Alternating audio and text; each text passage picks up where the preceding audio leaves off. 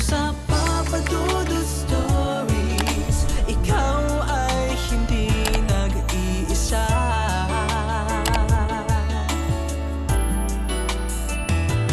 Dito sa Papa Dudut Stories, may nagmamahal sa'yo. Papa Dudut Stories, Papa Dudut Papa Dudut. Sa lahat po ng mga nakatutok ngayon, huwag pong kalimutan mag-like, mag-share at mag-subscribe. Maraming salamat po sa inyong lahat.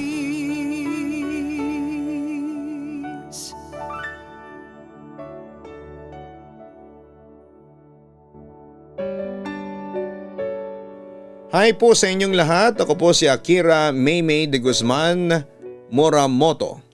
Pero Akira na lamang po ang itawag ninyo sa akin, Tubong Cagayan de Oro City. Pero nakatira ngayon dito sa Gulod, Novaliches, Quezon City. Sana'y mabasa at maitampok po ninyo ang aking istorya, Papa Dudut. Para na rin ma-aware din po ang iba about this. This confession is purely based on true events. Narinig nyo na ba noon ang balita tungkol sa fake rosary? Or what we say satanic rosary? Kung inyong matatandaan ay naitampok din po ito sa Kapuso Mo Jessica Soho. Isa kasi itong rosary na kakaiba na maaaring pamugara ng mga demonyo. Kung sino daw ang nagmamay-ari nito ay makakaranas ng malas sa buhay at kababalaghan na gawa ng demonyo. Kung susuriing maigi, kakaiba ito sa ibang ordinaryong rosary sapagkat bawat sulok ng krus ay may araw. Meron ding ahas na nakapulupot kay Jesus. At imbis na Henry ang nakalagay dito sa taas ay may thorns at sungay sa ulo ni Jesus. Kumalat ang balitang ito noong 2017 o 2018 ngunit sa kasamaang palad ay hindi namin ito napanood sa TV o sa radyo kasi mas mahilig kaming manood ng movies kesa sa mga balita. Anyway, nagsimula ang aking ikukwento sa inyo way back 2015. Magulo yung family namin. Puro away ng dahil po sa pera. Tapos lunod pa kami sa utang noon. Ang dami pa naman naming magkakapatid. Tapos yung tatay namin na Hapon ay bumalik na ng Japan nang hindi nagpapaalam sa amin. Dahil doon ay mag-isa kaming binuhay ni Mama sa loob ng maraming buwan hanggang sa maging other woman siya ng isang pulis na nagngangalang Renzo. Opo, Papa Dudut, naging kabit noon si Mama at sa tulong ng perang ibinibigay sa kanya ni Renzo ay nakakaraos naman kami sa pang-araw-araw. Yun nga lang ay lalong gumulo noon ang mga buhay namin. Hindi tinigilan si Mama ng legal wife ni Renzo at palaging umaabot sa barangay ang kanilang pag-aaway. Hanggang sa matanggal sa pagkapulis si Renzo. Doon ay lalong gumulo ang lahat dahil naging madalas ang pagkatalo nila ni Mama. Na kinalaunan ay umabot sa isang magulo at masakit na hiwalayan.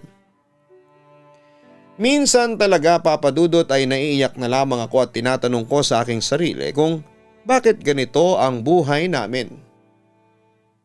Lumipas ang ilang taon, nadagdagan pa yung problema namin. Pinalayas kami ng owner ng lupang tinitirhan namin. Wala na kaming nagawa noon, Papa Dudut, buti na lamang at pansamantala kaming nakitira noon sa aming Lola During. Doon ay nakilala ni Mama si Lester. 20 years old pa lamang ito pero may asawa na. Sa madaling sabi, naging kabit muli si Mama ni Lester. Muling nagkagulo sa pamilya namin dahil pinaglalaban ng legal wife ang kanyang pag-ibig at karapatan para kay Lester. At mas lalo pang gumulo ang sitwasyon nang mabuntis si Mama ni Lester. Galit na galit si Lola During nang malaman niya ito. Wala na nga tayong halos makain. Tapos magdadagdag ka pa. Yun na lamang ang nasabi niya sa aking ina. Masumira pa yung buhay namin dahil naputulan pa kami ng kuryente Kaya sa loob ng 9 na buwan ay kandila lamang ang nagsisilbi naming ilaw sa gabi. Pagkalipas naman ng 9 na buwan sa hindi inaasahang pangyayari, namatay si mama sa panganganak niya. Napuno ng iyakan ang bahay namin noon. Nawala yung galit ko at napalitan ng guilt. Gusto kong humingi ng tawad pero huli na. Dahil wala na siya. Matapos ang libing ni mama ay nagulat na lamang kami nang biglang dumalaw ang tatay naming Hapon. Ang sabi niya ay nakonsensya siya sa pag-iwan niya sa amin, kaya nagpasya siyang balikan kami. Agad naman namin siyang pinatawad at simula noon ay naging kasama na namin siya. Umalis na rin kami sa bahay ni Lola During at lumipat kami sa bahay na pagmamay-ari ng best friend ni Papa doon sa gitna ng palayan. Gawa lamang ito sa kahoy, pero 2 ang palapag.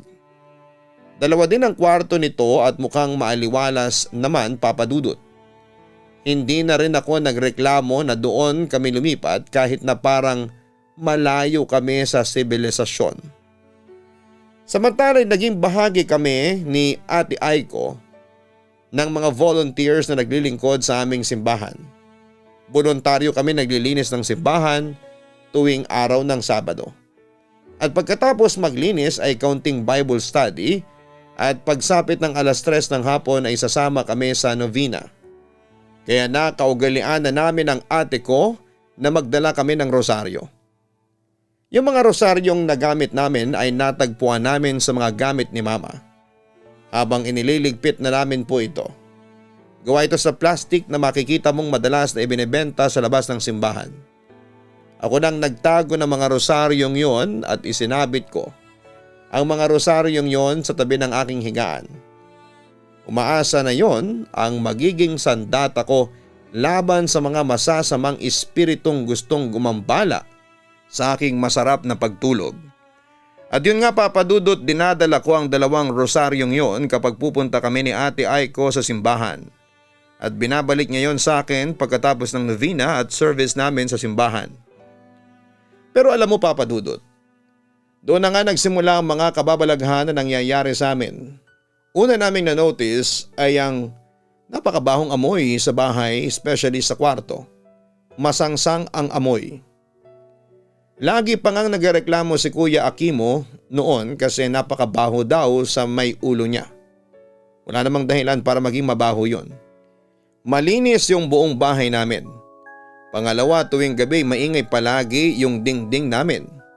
Parang kinakamot yung dingding, ramdam ko yung kuko nito. Pero sabi ni Papa, aso or pusa lang daw yon, kaya hindi na namin pinansin. Hanggang sa isang gabi, tulog na kami noon nang bigla na lang sumigaw si Ate Aiko. "Pa, may aswang!" aniya. Napabangon kaming lahat at napasigaw din sa gulat. Si Papa naman ay dali-daling bumangon at kumuha ng itak at pinuntahan si Ate sa kabilang kwarto. "Nasaan?" sigaw ni Papa na makapasok sa kwarto nila ni Ate. 2 kasi yung kwarto namin. Ang iba ko namang kapatid ay sa sala natutulog. Hindi na rin ako makatiis at sumunod ako kay Papa. Natatakot na ako ng time na yon, kaso pagdating ko ay umiiyak si Ate Aiko habang nakayakap sa baby bunso namin. Tinanong ulit ni Papa si Ate kung anong nangyari. Sabi ni Ate binabangungot daw siya at may nakita siyang tao o ano man yon, pero hindi niya maaninag dahil nakatayo sa may paa niya ito. Nakakatakot daw ang boses. Simula ng gabing yun ay palagi kaming binabangungot except na lamang sa mga nakababatang mga kapatid ko. Every 1 to 3 a.m. ay nagsisimula ang sleep paralysis. Kung sino ang makakatulog, atakihin kaagad ng sleep paralysis. Kaya naman walang gustong matulog sa amin. Si Papa at Kuya ay hindi natutulog dahil sa nakabantay ang mga ito sa amin. Habang natutulog kami, pag may napansin kagad sila Kuya at Papa na may binabangungot na naman ay agad nila itong ginigising. Naawa na nga kami sa kanila kasi mugto na ang mga mata ni Papa tapos ay papasok pa siya sa trabaho kinabukasan. Yung pag-aaral din namin ay apektado kasi lagi kaming nakatulala at nanginginig pa rin sa sobrang takot. Samantala gabi-gabi na rin kami nagro-rosary noon bago matulog for protection.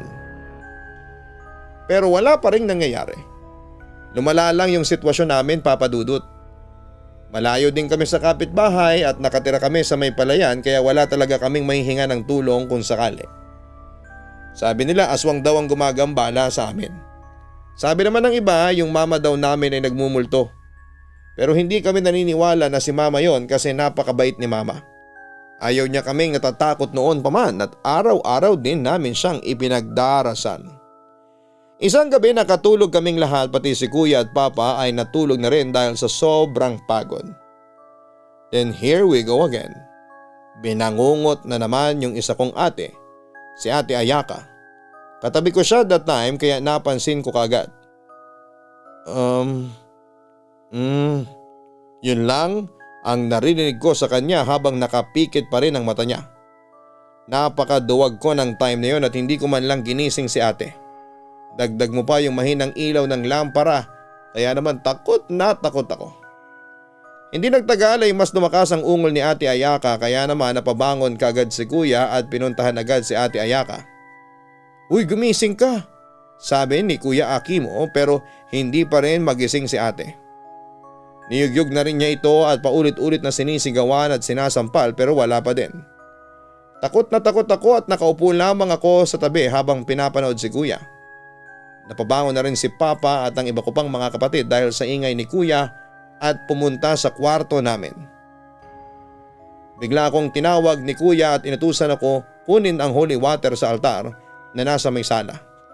Nagdalawang isip ako noon pero nilabanan ko ang takot ko at agad na kinuha ang holy water. Pagkatapos kong maibigay kay kuya ay nilagyan niya kaagad ang noon ni ate ng holy water with a cross sign.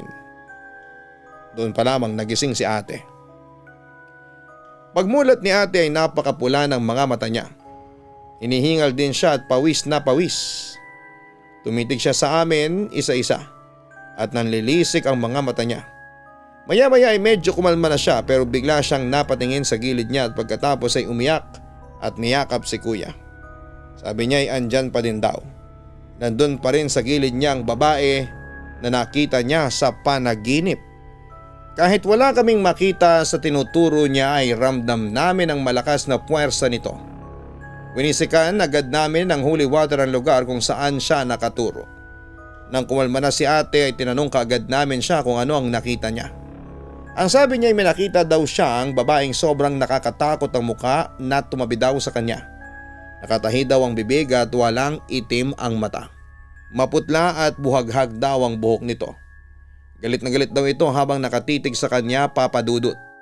Parang isang demonyo, ang sabi niya. Ang lakas niya, nakakatakot pa ang kanyang boses. Dagdag pa ni ate habang nanginginig sa sobrang takot. Tumayo lahat ng balahibo namin sa mga sinabi ni Ate Ayaka at simula noon ay iniwan muna namin ang bahay dahil hindi na rin kami makatiis pa. Muntik nang masaniban si Ate Ayaka kaya wala na dapat kaming dahilan pa para magstay doon at nakitira muna kami sa pinsa namin.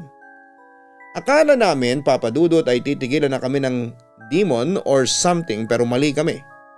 Hanggang dito sa bahay nila pinsan ay ginagambala pa rin kami tulad ng nangyari sa bahay namin. Creepy noises, sleep paralysis, and poltergeist. Kaya naisipan naming bumalik na lang ulit sa bahay sa may palayan. Nahihiya na rin kasi kami kung mananatili pa rin kami sa bahay ng pinsan namin. Mga isang buwan din kami doon sa kanila bago kami bumalik sa bahay sa gitna ng palayan. December 2016 ay bumalik na kami sa creepy house namin. Pinablessing namin yon para masiguradong wala nang masasamang espiritong gagambala sa amin. Medyo nawala-wala na din yung takot namin kasi meron na kaming kuryente. At least ay hindi kagaya noong unang dating namin na nangangapa kami sa dilim at kinikilabot. Medyo okay na yung pagtulog namin at wala na rin mga nakakatakot na experiences. Pero sometimes ay binabangungot pa rin sila Ate Ayaka at Ate Aiko. Alam namin andito pa rin sila pero hindi namin alam kung yun ba ay demonyo o dark energy. May one time pa nga nananaginip si Kuya Akimo Nagpakita daw sa panaginip niya yung babaeng sinasabi ni ate noon. Papatayin ko kayong lahat. Papatayin ko kayong lahat ng minamahal ng iyong ina. Yun daw ang sabi ng demonyo sa kanya. Pinilit naming kalimutan ang lahat. Hindi namin pinansin para na rin mabuhay kami ng mapayapa. Sa kabilang banda ay isang gabi ay hindi ko akalain na makaka-experience ako ng kababalaghan sa aking buhay. Madaling araw noon, siguro mga 3:00 na ng umaga ay bigla na lamang akong nakaramdam na may humila sa paa ko kaya nagising ako kaagad. Pagbangon ko ay nakita ko namang tulog na tulog ang mga kapatid ko at si Papa, pero laking gulat ko nang makita kong may nakatayo sa pinto na isang itim na figura. Agad akong kinilabutan at napatras sa aking hinihigaan. Pagkatapos ay kinuha ko yung 2 rosaryo na nakasabit doon sa headboard ng kama at inilantad ko yon sa kanya. Ngunit unti-unting lumapit ang itim na figura na napagtanto kong isang babae. Walang itim ang mata nito tapos ay maputla ang balat at buhaghag ang kanyang buhok. Parehong pareho sa dinescribe ni na Ate Ayaka at Kuya Akimo na nakita nila. Sino ka? Anong kailangan mo sa akin? Tanong ko sa nilalang. Pero syempre hindi siya sasagot kasi nakatahi ang kanyang bibig. Nang makarating naman siya sa paanan ng aking kamay, nagulat na lamang ako nang bigla niya akong lundangin at pumaibabaw siya sa akin. Hindi naman ako nakagalaw kasi parang may mga puwersang pumipigil sa buong katawan ko na kahit pilitin kong gumalaw ay hindi ko na magawa. Tinitigan ko ang nilalang na yon at napasigaw ako sa takot nang ilapit niya sa mukha ko ang mukha din niya. Doon ko nakita lahat ng kabuuan niya, ang kanyang namumuting mga mata. Sigaw ako ng sigaw noon pero ang ipinagtataka ko noon ay hindi nagigising ang mga kapatid ko at ang tatay ko. Samantala'y kinuha ng nilalang ang hawak kong 2 rosaryo. Tiningnan niya yon at pagkatapos ay nilunok niyang pareho. Sobrang akong nagimbal noon kasi napigtas isa-isa ang mga tahi sa bibig niya. Tapos ay lumantad sa akin ang nagdurugo niyang lalamunan na may mga matutulis na ngipin bago niya lunukin ang 2 rosaryo. Tapos ay bumalik siya ng tingin sa akin at anyong sasakmalin na niya ako noon, Papa Dudut, nang biglang narinig kong umalingaw-ngaw ang boses ni Papa. Hanggang sa makaramdam ako ng isang malakas na sampal. Nagising naman ako at napabangon pagkatapos ay tumingin ako sa paligid at gising sina Papa, Kuya Akimo, Ate Ayaka at Aiko. Yun pala ay binabangungot ako noon. At narinig nila akong umuungol kaya sinubukan nila akong gisingin. Agad naman akong napayakap sa aking ama na siyang nag-comfort sa akin. Mamayang kaunti naalala ko ang mga rosaryo na nakasabit sa headboard ng kama pero wala na roon ang hinahanap ko. Nakita niyo ba yung 2 rosaryo nakasabit dito? Tanong ko sa kanila habang tinuturo ko ang dating pinagsabitan ng mga rosaryo. Wala akong nakitang rosaryo nakasabit sa higaan mo, sagot ni Papa sa akin. Ang totoo niyan, napansin ko nang wala na yung mga rosaryo mo nung isang araw pa, ang sabi naman ni Ate Aiko. Nagulat naman ako at hindi makapaniwala at ininsist ko sa kanila na hindi ko tinanggal ang mga rosaryo sa pagkakasabit. Pero isa lang ang sinasabi ng mga kapatid at tatay ko na wala na silang nakitang rosaryo na kasabit sa headboard ng kama ko. Kinaumagahan ay sinubukan kong hanapin ang 2 rosaryo sa buong bahay namin pero wala talaga akong nakita hanggang sa unti-unti ko na yung nakalimutan. Samantala isang gabi ng linggo, napanood namin sa KMJS yung about sa Satanic Rosary. Pagkatapos naming napanood yon ay naalala niya ang mga rosaryong dinala namin sa simbahan bago ito nawala. Pero dahil sa wala na yung mga rosaryo ay hindi namin nasiguro kung satanic ba yung ginagamit naming rosary dati. Pero isang araw ay pinahanap sa akin ni Ate Ayaka yung charger niya kasi nawawala. Hinanap ko naman sa lugar na madalas lagyan ng charger pero wala. Sa hindi ko malaman na kadahilanan ay dinala ako ng mga paa ko sa kwarto ko. Hinanap ko kagad doon at nakita ko ang charger na nakasabit sa dingding but suddenly bigla akong napatingin sa rosaryo na nakasabit lang din katabi ng charger. Nagulat ako kasi biglang nagbalik ang 2 rosaryong nawawala. Tiningnan ko yun ng mabuti at mamayang kaunti kinuha ko ang 2 yon sa pagkakasabit. Papa Dudut. Biglang tumayo ang lahat ng balahibo ko nang mapansin kong ang rosaryo ay kahawig noong nasa balita. it is a satanic rosary. Kinuha ko kaagad ito at pinakita kay Ate Aiko. Pati din sila ay napa-sign of the cross dahil sa mga nakita. Yung dalawang rosary na nakita namin sa gamit ni Mama ay pawang mga rosaryo ni Satanas. Lalo pa akong kinilabutan nang maalala kong eto ang ginagamit namin ni Ate Aiko kapag nagnunovena kami sa simbahan. Hindi na kami nag-aksaya ng panahon, Papa Dudut. Sinurrender kaagad namin yung mga satanic rosary sa pare. Buti na lamang talaga at nakita ko ulit yon. Siguro yon ang dahilan kung bakit kami naghihirap at nakakaranas ng mga nakakatakot na bagay. Thank God. Kaya sa inyo dyan, please try nyong tingnan ang mga rosaries ninyo. Baka meron din kayo. Kung meron man ay isurrender nyo kagad ito sa pare. Huwag nang ipamigay sa iba. Huwag itapon kahit saan, baka may makapulot. Mas makakabuti kung ibigay ito sa church dahil sila ang bahala dyan. I recommend you to try to watch yung KMJS episode about Satanic Rosary for more info. Baka sakaling makatulong ito sa inyo. Papa Dudut, simula noong madispatcha namin ang dalawang Satanic Rosaries ay umayos na ang buhay namin. Nagpa siya sina Papa at Kuya Kimo na mag-sosyo sa negosyo naming Japanese snack cart. At kasalukuyan kaming may pwesto dito sa Gulod, Novaliches. Dito mismo sa RP. Sina Ate Ayaka at Ate Aiko naman ay parehong nakatapos ng nursing at mga lisensyadong mga nurses na. Ako naman ay patuloy sa pag-aaral. Ako rin ay nagbabantay sa mga nakababata ko pang kapatid. Samantala'y nagtaka ako noon kung paano nagkaroon si Mama ng Satanic Rosaries. Bagamat wala akong clue kung paano napunta sa kanya ang dalawang rosaryong yon. Pero may palagay ako na baka nabili lamang niya yon sa tabi-tabi kasi madalas sumama sa mga novena. Kaya nga naging alerto na rin po ako sa mga binibili kong mga religious items tulad ng rosaryo o mga poon. At doon mismo ako bumibili sa mga simbahan o sa mga church accredited stores. Papa Dudut, eto ang aking totoong kwento. Hopefully marinig po ito ng inyong mga listeners sa iyong YouTube channel. Maraming salamat po and more power sa iyong programa. Lubos na gumagalang, Akira Moramoto. Maraming salamat, Akira, sa pagbabahagi ng iyong kwento. Pagkatapos makinig ng Papa Dudut Stories, hanapin naman ang Kaistorya YouTube channel. Meron din pong link niya na nasa homepage po ng channel na ito. Ganoon din po ang Papa Dudut Family. Hanggang sa muli, maraming salamat po sa inyong walang sawang pagsuporta.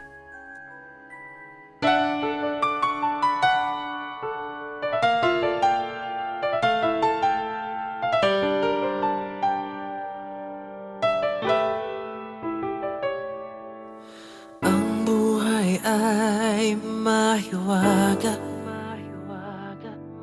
laging may lungkot at saya. Sa Papa Dudut Stories, laging may karamay ka.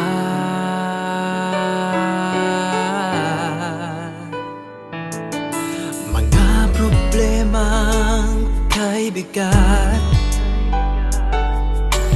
dito ay pakikinggan ka. Sa Papa Dudut Stories, kami ay iyong kasama. Dito sa Papa Dudut Stories, ikaw ay hindi nag-iisa.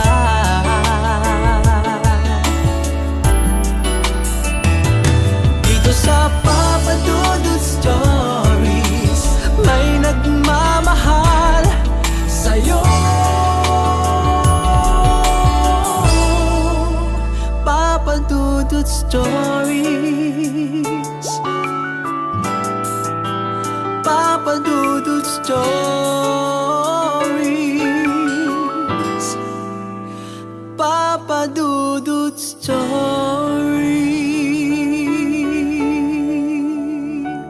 Hello mga ka-online, ako po ang inyong si Papa Dudut. Huwag kalimutan na mag-like, mag-share at mag-subscribe.